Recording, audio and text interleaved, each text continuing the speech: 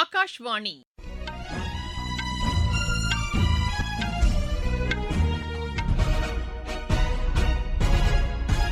செய்திகள் வாசிப்பவர் சுமித்ரா ரத்னம். தலைப்புச் செய்திகள்: பங்களாதேஷில் வன்முறை சம்பவங்கள் அதிகரித்துள்ள நிலையில் இந்திய துணை தூதரக அதிகாரியின் இல்லத்தின் மீது பலத்த தாக்குதல் நடத்தப்பட்டுள்ளது. வளர்ச்சியடைந்த இந்தியா என்ற இலக்கை எட்ட நாட்டு மக்கள் அனைவரும் பங்களிக்க வேண்டும் என்று குடியரசு துணைத் தலைவர் திரு சி.பி. ராதாகிருஷ்ணன் அழைப்பு விடுத்துள்ளார். ஜோர்டன், எத்தியோப்பியா, ஓமன் நாடுகளில் அரசுமுறை பயணத்தை முடித்துக் கொண்டு பிரதமர் திரு நரேந்திர மோடி நேற்றிரவு நாடு திரும்பினார். வளர்ச்சியடைந்த இந்தியாவுக்கான ஊரக வேலைவாய்ப்பு உறுதி மற்றும் வாழ்வாதார இயக்க மசோதா நாடாளுமன்றத்தில் நிறைவேறியது. இந்தியா தென்னாப்பிரிக்கா இடையேயான 5வது மற்றும் இறுதி டுவெண்டி கிரிக்கெட் போட்டி இன்று நடைபெறுகிறது. இனி விரிவான செய்திகள். பங்களாதேஷில் வன்முறை சம்பவங்கள் அதிகரித்துள்ள நிலையில் இந்திய துணை தூதரக அதிகாரியின் இல்லத்தின் மீது பலத்த தாக்குதல் நடத்தப்பட்டுள்ளது. சட்டோகிராமில் உள்ள அவரது இல்லத்திற்குள் நேற்றிரவு புகுந்த போராட்டக்காரர்கள் கடுமையாக தாக்குதல் நடத்தியதாக எமது செய்தியாளர் தெரிவிக்கிறார். தீ வைப்பு சம்பவங்களும் நடைபெற்றுள்ளதாக அங்கிருந்து வரும் செய்திகள் தெரிவிக்கின்றன. முன்னதாக தலைநகர் டாக்காவில் முன்னணி பத்திரிகை அலுவலகங்கள் மீது கும்பல் ஒன்று தாக்குதல் நடத்தியது. முன்னாள் பிரதமர் திருமதி ஷேக் ஹசீனா தலைமையிலான அரசுக்கு எதிரான போராட்டத்தின் போது முன்னணியில் செயல்பட்ட மாணவர் சங்க தலைவர் ஷரீப் உஸ்மான் ஹாடியின் மரணத்தை தொடர்ந்து நள்ளிரவில் பெரும் வன்முறை நேரிட்டது. டாக்காவின் கர்வான் பசார் பகுதியில் உள்ள முன்னணி ஊடக நிறுவனங்களில் நள்ளிரவு சுமார் 12 மணியளவில் போராட்டக்காரர்கள் தாக்குதல் நடத்தினர். அங்கிருந்த ஆவணங்கள், கணினிகள் மற்றும் தளவாடங்களுக்கு தீ வைத்தனர். இந்த தாக்குதலின் போது பத்திரிகையாளர்கள் பலர் கட்டிடத்தின் உள்ளேயே சிக்கிக் கொண்டனர். இதனைத் தொடர்ந்து நள்ளிரவில் மற்றொரு முன்னணி ஊடக அலுவலகமும் தாக்கப்பட்டது. தகவல் அறிந்து வந்த தீயணைப்புத் துறையினர் மற்றும் ராணுவத்தினர் அதிகாலையில் தீயை கட்டுக்குள் கொண்டு வந்தனர். கிரேன் உதவியுடன் பத்திரிகையாளர்கள் மற்றும் ஊழியர்கள் பத்திரமாக மீட்கப்பட்டனர். பங்களாதேஷில் கடந்த ஜூலை மாதம் ஆட்சி மாற்றத்திற்கு எதிராக நடைபெற்ற போராட்டத்தின் போது முன்னணியில் செயல்பட்ட மாணவர் சங்க தலைவர் ஷரீப் உஸ்மான் ஹாடி உயிரிழந்தார். சிங்கப்பூர் மருத்துவமனையில் சிகிச்சை பெற்று வந்த இன்குலாப் மஞ்ச் என்ற அமைப்பின் தலைவருமான அவர் சிகிச்சை பலனின்றி நேற்று உயிரிழந்ததாக அந்நாட்டின் இடைக்கால அரசு தலைமை ஆலோசகர் திரு முகமது யூனுஸ் தெரிவித்தார். கடந்த வாரம் அடையாளம் தெரியாத நபர்களால் சுடப்பட்ட அவர் தலையில் பலத்த காயமடைந்து உயிருக்கு ஆபத்தான நிலையில் மருத்துவமனையில் அனுமதிக்கப்பட்டிருந்தார். 2047க்குள் வளர்ச்சியடைந்த இந்தியா என்ற இலக்கை எட்ட நாட்டு மக்கள் அனைவரும் தங்களது பங்களிப்பை வழங்க வேண்டும் என்று குடியரசு துணைத் தலைவர் திரு சி.பி. ராதாகிருஷ்ணன் அழைப்பு விடுத்துள்ளார். புதுதில்லியில் இந்திய கத்தோலிக்க ஆயர்கள் பேரவை சார்பில் நேற்று நடைபெற்ற கிறிஸ்துமஸ் பெருவிழாவில் கலந்து கொண்டு பேசிய அவர், கிறிஸ்துமஸ் திருநாள் என்பது அமைதி, இரக்கம், பணிவு மற்றும் மனிதநேயம் ஆகிய காலத்தால் அழியாத விழுமியங்களை அனைவருக்கும் நினைவூட்டுவதாக குறிப்பிட்டார். பன்முகத்தன்மை கொண்ட இந்தியாவில் இத்தகைய பண்டிகைகள் சகோதரத்துவத்தை வளர்க்கும் பாலமாக அமைவதாகவும் அவர் பாராட்டு தெரிவித்தார்.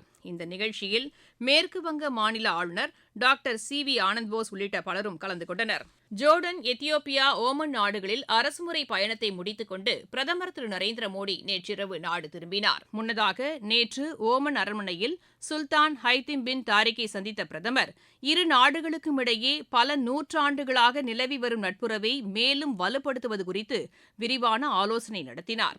ஓமனில் பல தலைமுறைகளாக வாழ்ந்து வரும் இந்திய வம்சாவளியினரை சந்தித்த பிரதமர் அவர்களின் மனங்களை வெல்லும் வகையில் உரையாடினார். இரு நாடுகளுக்கும் இடையிலான தற்போதைய உறவை பன்முகத்தன்மை கொண்ட உத்திசார் ஒத்துழைப்பு என்று இரு தலைவர்களும் ஒருமனதாக தெரிவித்தனர். இந்தியா, ஓமன் இடையிலான இந்த வரலாற்று சிறப்புமிக்க சந்திப்பு பாதுகாப்பு, வர்த்தகம் மற்றும் கலாச்சார உறவுகளில் ஒரு புதிய உத்வேகத்தை அளித்துள்ளதாக அரசியல் நோக்கர்கள் கருதுகின்றனர். மகாராஷ்டிரா மாநிலத்தில் காங்கிரஸ் கட்சியின் முக்கிய தலைவர்களில் ஒருவரான திருமதி பிரக்யா சத்தாவ் தமது பதவியை ராஜினாமா செய்துவிட்டு பிஜேபியில் இணைந்துள்ளார். சட்ட மேலவை உறுப்பினரான அவர் நேற்று மும்பையில் மாநில பிஜேபி தலைவர் திரு ரவீந்திர சவான் மற்றும் வருவாய்த்துறை அமைச்சர் திரு சந்திரசேகர் பவன்குலே ஆகியோர் முன்னிலையில் முறைப்படி பிஜேபியில் இணைந்தார். மராத்வாடா பிராந்தியத்தின் ஹிங்கோலி மாவட்டத்தைச் சேர்ந்த இவர் கட்சி மாறியுள்ளது அம்மாநிலத்தில் நடைபெறவுள்ள உள்ளாட்சி தேர்தலில் காங்கிரஸ் கட்சிக்கு பலத்த பின்னடைவாக கருதப்படுகிறது.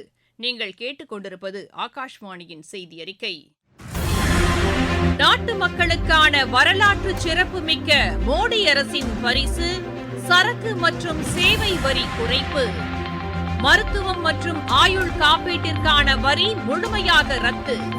36 உயிர்காக்கும் மருந்துகள் மீதான வரியும் ரத்து.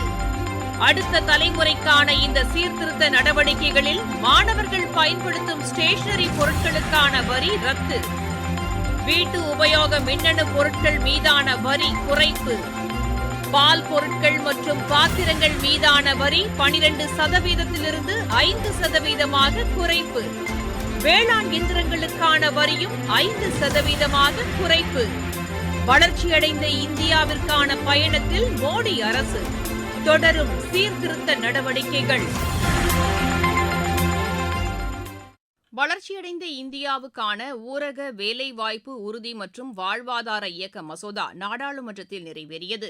ஏற்கனவே மக்களவையில் நிறைவேறிய இந்த மசோதா நேற்று மாநிலங்களவையில் நீண்ட விவாதத்திற்கு பிறகு நிறைவேறியது. கிராமப்புறத்தில் உள்ள விவசாய தொழிலாளர்களுக்கு ஆண்டுக்கு 125 நாட்கள் வேலை வழங்குவதை இந்த மசோதா உறுதி செய்கிறது. முன்னதாக இந்த மசோதாவிற்கு எதிர்ப்பு தெரிவித்து நாடாளுமன்ற வளாகத்தில் எதிர்க்கட்சி உறுப்பினர்கள் போராட்டத்தில் ஈடுபட்டனர். தூய்மையான எரிசக்திக்கு உதவும் அணுசக்தி மேம்பாட்டு மசோதாவும் நேற்று மாநிலங்களவையில் நிறைவேறியது. விழுப்புரம் மாவட்டத்தில் பிரதமரின் பயிர் காப்பீட்டுத் திட்டத்தின் கீழ் 2024-25 ஆண்டில் விவசாயிகள் 87 கோடி ரூபாய் காப்பீட்டுத் தொகை பெற்று பயனடைந்துள்ளனர். நடப்பாண்டில் இதுவரை 3811 விவசாயிகள் பயிர் காப்பீடு செய்துள்ளதாக எமது செய்தியாளர் தெரிவிக்கிறார். பிரதம மந்திரி பயிர் காப்பீட்டு திட்டத்தின் மூலம் விழுப்புரம் மாவட்டத்தில் 2023-24 ஆண்டு 52,608 விவசாயிகள் தங்கள் விளைநிலங்களான 47,690 ஹெக்டேர் பயிர்களை காப்பீடு செய்து அதன் மூலம் 60 கோடி காப்பீடு நிவாரணம் பெற்றுள்ளனர். இதேபோன்று 2024-25 ஆண்டு 28,362 விவசாயிகள் தங்கள் நிலங்களில் 27,386 ஹெக்டேர் பயிர்களை காப்பீடு செய்து அதன் மூலம் 87 கோடி காப்பீடு நிவாரணம் பெற்றுள்ளனர். இந்த ஆண்டு 2025-26 ஆண்டில் இதுவரை 3,811 விவசாயிகள் தங்கள் நிலங்களான 3,822 ஹெக்டேர் நிலங்களை பயிர் காப்பீடு செய்துள்ளனர். விழுப்புரத்திலிருந்து ஜி சுரேஷ். தேசியவாத காங்கிரஸ் கட்சியின் மூத்த தலைவரும் முன்னாள் அமைச்சருமான திரு மாணிக்ராவ் குகேட்டை கைது செய்ய மகாராஷ்டிரா மாநில காவல்துறையினர் நடவடிக்கை எடுத்துள்ளனர். அவருக்கு எதிராக பிறப்பிக்கப்பட்ட பிணையில் வர முடியாத வாரண்டுடன் நாசிக் நகர காவல்துறையினர் நேற்றிரவு மும்பை பாந்த்ரா பகுதிக்கு வந்தனர். உடல்நிலை சரியில்லாத காரணத்தால் மருத்துவமனையில் அனுமதிக்கப்பட்டுள்ள திரு மாணிக்ராவ் குகேட்டுக்கு இன்று பரிசோதனை நடைபெற உள்ளதாக அறிவிக்கப்பட்டுள்ளது. அவரது உடல்நிலை குறித்து மருத்துவரிடம் கேட்டறிந்த காவல்துறையினர் அவரை காவலில் எடுத்து விசாரிப்பது குறித்து மருத்துவர்களுடன் ஆலோசனையில் ஈடுபட்டனர். கோவா தீ விபத்தில் 25 பேர் உயிரிழப்புக்கு காரணமான விடுதி உரிமையாளரின் காவல் மேலும் 4 நாட்களுக்கு நீட்டிக்கப்பட்டுள்ளது. கடந்த 6ஆம் தேதி இந்த விடுதியில் ஏற்பட்ட தீ விபத்து தொடர்பாக இணை உரிமையாளர் அஜய் குப்தா கடந்த 10ஆம் தேதி புதுதில்லியில் கைது செய்யப்பட்டார். 7 நாள் காவலில் வைத்து விசாரிக்கப்பட்ட பின்னர் நேற்று நீதிமன்றத்தில் ஆஜர்படுத்தப்பட்ட அவரது காவல் மேலும் 4 நாட்களுக்கு நீட்டிக்கப்பட்டுள்ளது. அமெரிக்காவில் தனியாருக்கு சொந்தமான விமானம் விபத்துக்குள்ளானதில் பிரபல நாஸ்கார் கார் பந்தய வீரர் கிரேக் ஃபிபிள் உட்பட 7 பேர் உயிரிழந்தனர். அந்நாட்டின் வட கரோலினா மாகாணத்தில் உள்ள ஸ்டேட்ஸ்வில் பிராந்திய விமான நிலையத்தில் ஒரு சிறிய ரக தனியார் விமானம் தரையிறங்க முயன்றபோது விபத்துக்குள்ளானது. இந்த கோர விபத்தில் விமானத்தில் பயணம் செய்த 7 பேரும் உயிரிழந்ததாக மாகாண காவல்துறை உறுதிப்படுத்தியுள்ளது. இந்தியா தென்னாப்பிரிக்கா இடையேயான 5வது மற்றும் இறுதி டுவெண்டி கிரிக்கெட் போட்டி இன்று நடைபெறுகிறது. அகமதாபாத்தில் இப்போட்டி இரவு 7 மணிக்கு தொடங்குகிறது. உலக பேட்மிண்டன் இறுதிப் போட்டியின் 2வது ஆட்டத்தில் இந்தியாவின் சாத்விக் சாய்ராஜ் சிராக் ஷெட்டி இணை வெற்றி பெற்றது. சீனாவில் நடைபெற்று வரும் இப்போட்டியின் ஆடவர் இரட்டையர் பிரிவில் இந்த இணை 21-11, 16-21, 21-11 என்ற செட் கணக்கில் இந்தோனேஷியாவின் ஆல்பியான் ஃபிக்ரி இணையை வென்றது.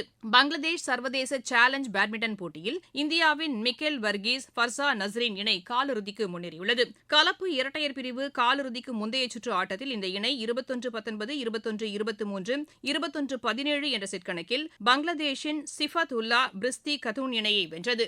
மீண்டும் தலைப்புச் செய்திகள். பங்களாதேஷில் வன்முறை சம்பவங்கள் அதிகரித்துள்ள நிலையில் இந்திய துணை தூதரக அதிகாரியின் இல்லத்தின் மீது பலத்த தாக்குதல் நடத்தப்பட்டுள்ளது. வளர்ச்சியடைந்த இந்தியா என்ற இலக்கை எட்ட நாட்டு மக்கள் அனைவரும் பங்களிக்க வேண்டும் என்று குடியரசு துணைத் தலைவர் திரு சி.பி. ராதாகிருஷ்ணன் அழைப்பு விடுத்துள்ளார். ஜோர்டன், எத்தியோப்பியா, ஓமன் நாடுகளில் அரசுமுறை பயணத்தை முடித்துக் கொண்டு பிரதமர் திரு நரேந்திர மோடி நேற்றிரவு நாடு திரும்பினார். வளர்ச்சியடைந்த இந்தியாவுக்கான ஊரக வேலைவாய்ப்பு உறுதி மற்றும் வாழ்வாதார இயக்க மசோதா நாடாளுமன்றத்தில் நிறைவேறியது. இந்தியா தென்னாப்பிரிக்கா இடையேயான 5வது மற்றும் இறுதி டுவெண்டி கிரிக்கெட் போட்டி இன்று நடைபெறுகிறது. செய்தியறிக்கை நிறைவடைகிறது.